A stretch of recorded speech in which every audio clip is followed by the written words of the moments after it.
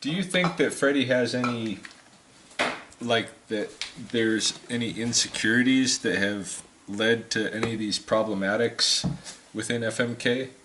I mean, one of the questions I thought that we got that I thought was a really good question, because I kind of felt like at the time that he during the episode when he kind of lashed out at you, Eileen, after this incident with the kid, but including the incident with the kid, I felt like Freddie was kind of like testing his own ability to stand up for himself, and that he chose to test it against children and women.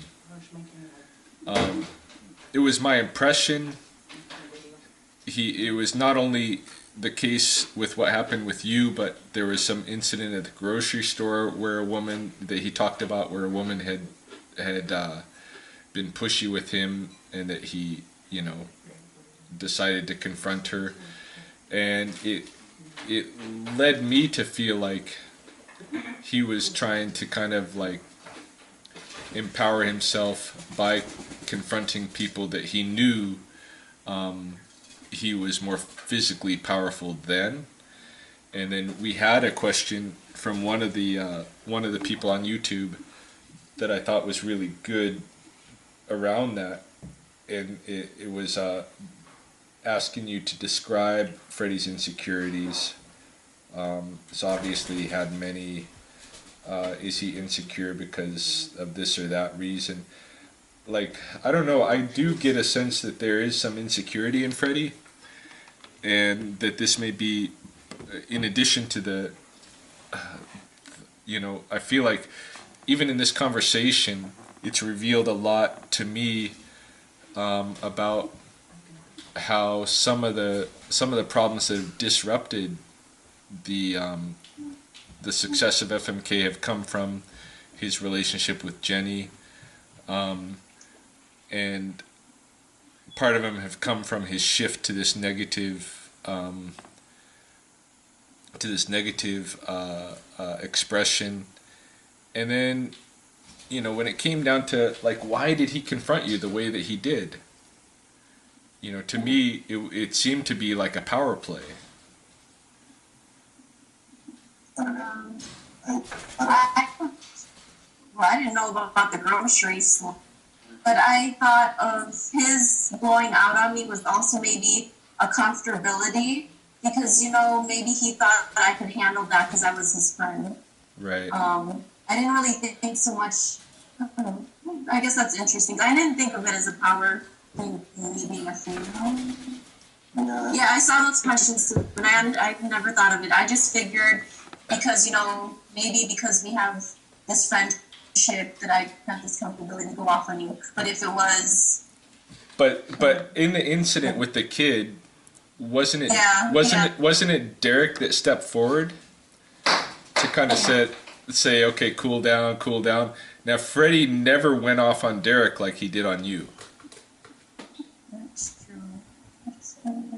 Well, Derek never told him anything after the fact. He was just like, calm down, listen to me, chill, and then that was it. No one ever questioned Freddie about why he did something like that. I think the fact that it was... Oh, that I actually think and we actually asked him that, it really bothered us, because to him, we were imposing our expectations of him, when really, in his mind, we shouldn't expect anything from him besides learning from his school, learning the technique, and what he does outside of the school and his personal life. It doesn't matter. I guess valid point, but at the same time, when you're including that so much in the school, it's hard to see past that. I guess it seemed like if you were a guy that confronted him, it went off. I don't know that. I don't answer that question because I'm not sure. I mean, because that's really the only time you've seen him blow up. I've never seen him blow up. Yeah, he blows up at women and children. Yeah, I really don't know. I mean, I think if that is the case, and if that truly is an outlet for him, and that's a huge problem in my mind, because again, you're promoting martial arts and you're promoting being peaceful, and you're talking about bullies and then they're promoting violent and being a bully, and then you're being a bully to your children. I don't think that I don't honestly think that's his intention, but it might come off that way. Yeah, yeah. Well, it's not, I don't think it's his intention to be a bully, but I feel like he was there might be some insecurity there that he was developing his own that he was trying to overcome in some of these confrontations, but it's always confrontations with people that are in a vulnerable position in a sense. And I'm not bringing this up to try to slam Freddie or anything like that, but you know, if our interest is to try to like help him develop through these incidents, I think this is an important point to at least indicate for him that okay, here we see an issue. Yeah, no, that is an issue.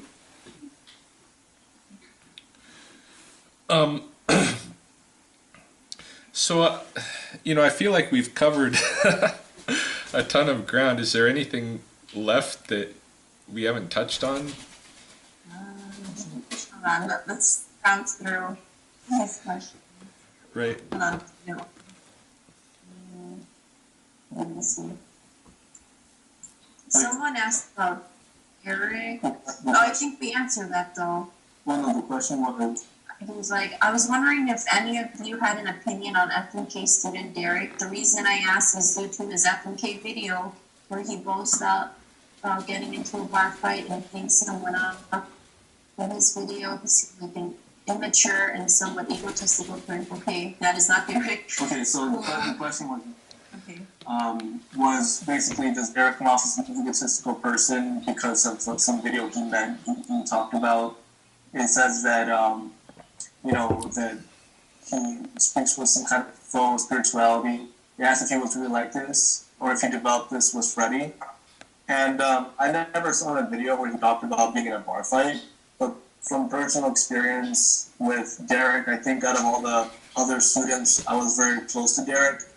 I can say he's a really peaceful person, and you know, that he is the type of individual that likes to really contemplate the self, his life, lead the Tao Te Ching, and kind of pursue this peaceful nature.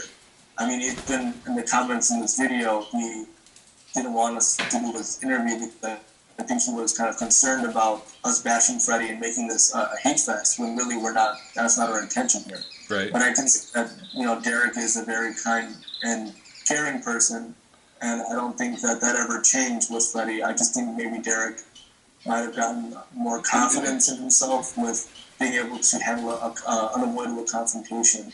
So for the people that I guess are questioning Derek, I can honestly attest to his kind of peaceful nature and his spiritual level. So.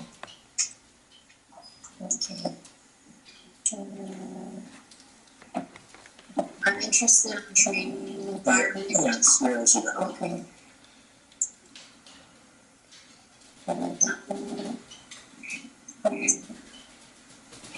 Someone asked if Freddie ever made us do chores in our training. Our part of our training was to do chores. Yeah, yeah. No. No.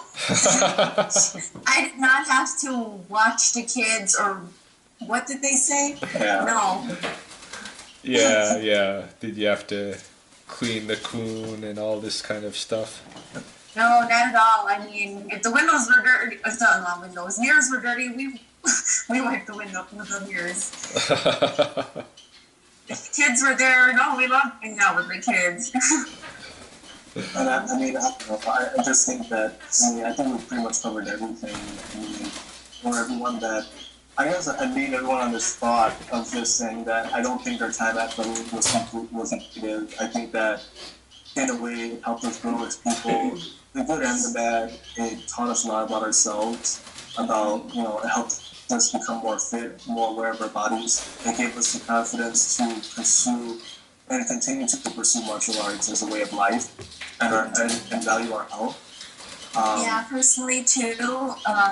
It brought me really closer. Our relationship And we still continue to be doing it together.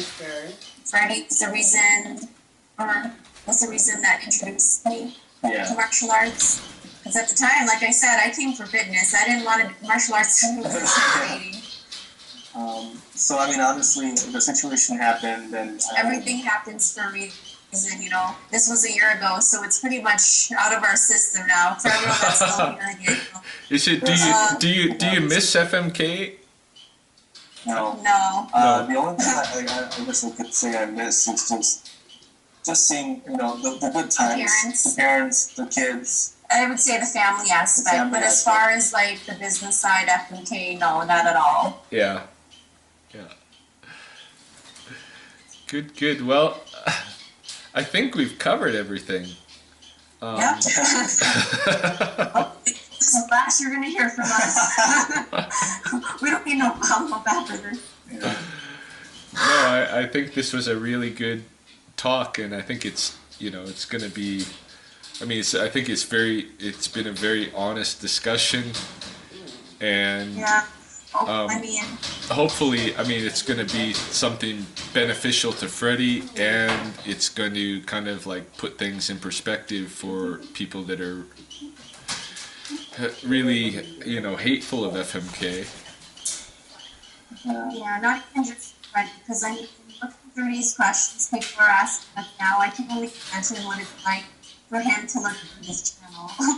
So hopefully this does, you know, set a different perspective to people hearing it from us rather than, because of course he's defend his own. But Yeah. I mean, we're an outside now that came in. And I think for the whole, like, Freddie versus everything else on YouTube versus people that are bashing Freddie, like, there's some constructive things people are saying. Like, I've seen some of Travis's videos and very astute observations because he doesn't know Freddie at all. And he's picked a bunch of things for just like, oh, wow. Yeah, You know, he's very on point. He's on point with some things.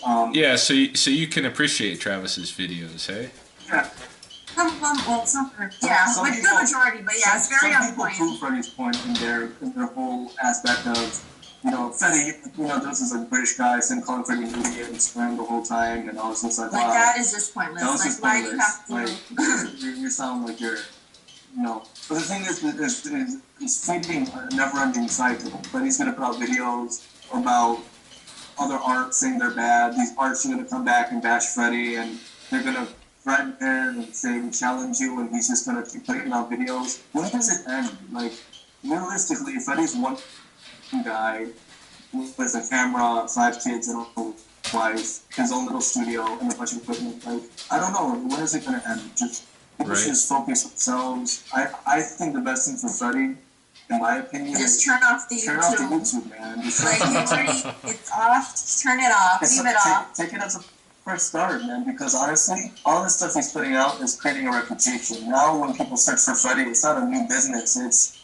that Freddie Lee is crazy. He's an idiot. And you see all these things online, and for a new potential customer, it's gonna impact their buying decision or their choice to try him out. I would think so. I think he's gonna consider this as a fresh start instead of making a new channel saying, I don't promote wrestling, I don't promote this, I don't promote that. Just focus on promoting yourself and promoting what you're doing and forget everything else. You know, and I think that there'll be a lot more joy in that. Yeah. Because you can argue all day with everyone. I mean, no one's ever gonna win. You know, no one's ever gonna get an answer because everyone's gonna think that they're right. It's human nature. You know. Right. Yeah. No, I think that's a good recommendation, or at the very least, you know, if you're gonna maintain a YouTube presence, keep it positive. Yeah, I mean, you can't argue with positivity. You can't argue and you know, say, oh, Freddie, you're a jerk for saying that we should all love each other and be good people and give back to the community, or you're not a jerk for saying that you love your wife and your kids, or showing your family. Like, if you just show that beautiful side, I mean, you touch people's hearts then. You know, when you kill more people with kindness, you catch more flies with honey than vinegar. Right. Right, for sure. And I think that when you pursue that path some, complete God. But look at Martin Luther King. I mean, Malcolm X. People attribute, people attribute like the civil rights movement with Martin Luther King because of this positivity. Malcolm X did a different take on it, but I think that positivity can change the world, and if you just focus on that, the world will be a better place. Yeah, I agree. I mean, there's no Malcolm X Day.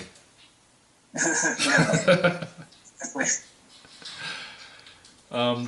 Yeah, so I'm gonna turn off the camera here, but I want to thank you guys for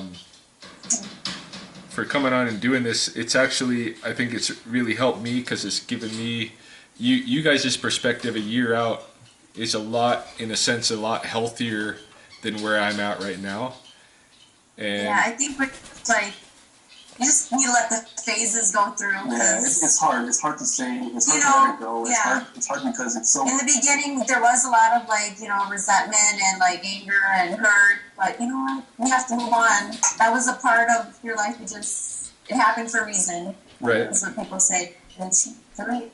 Right, and I'm recognizing that right now, and I want to thank you guys for, talking to me. I mean, I know it's gonna people are gonna be interested in hearing this, but for me personally, even talking through this with you guys, now I've got, I think, a little bit of a bit more healthier perspective on where I can position this, in my life, what's happened. So. Personally, you guys have been helpful. I mean, honestly, you're doing great. I mean, honestly, to train online and to put as much dedication as you put into your own training, because it's not easy just having a teacher on Skype or training with someone that you can't see in person. You're very dedicated. I think that you have a lot of the stuff in you to just take your martial arts to a level that most people wouldn't dream of. I mean, I think, So, yeah, thanks, man. You're welcome, man. Just man, keep it positive, man, because honestly, every day you train and train and train, and you're gonna start seeing that you're gonna take things with you that were good. You're gonna leave the bad, and you're gonna get better and better, and you're gonna attribute all of it to just your own motivation. I mean, at the end of the day, Freddie didn't make me a martial artist. I did. Right. At the end of the day, what I'm doing now is what I'm doing, and it's because I'm putting my best foot forward, and so are you. And I think that your critiques of Freddie, I think that they're a reaction to what happened, and also you're trying to prove a point. You're trying to have him try and learn a lesson, but in a sense, people can't learn unless they want to learn. He's not going to change his mind until he sees the value in it. And right now, I don't know if he does, and I don't know if he ever will. But at the end of the day, all you can hope for is the best, and just do your thing and be positive, And, yeah, no, it's good advice, and maybe this is my last FMK video. You're very passionate, and I want you to say that just continue that passion and put it forward, man, and keep doing what you're doing, Right. Keep aspiring for a high level.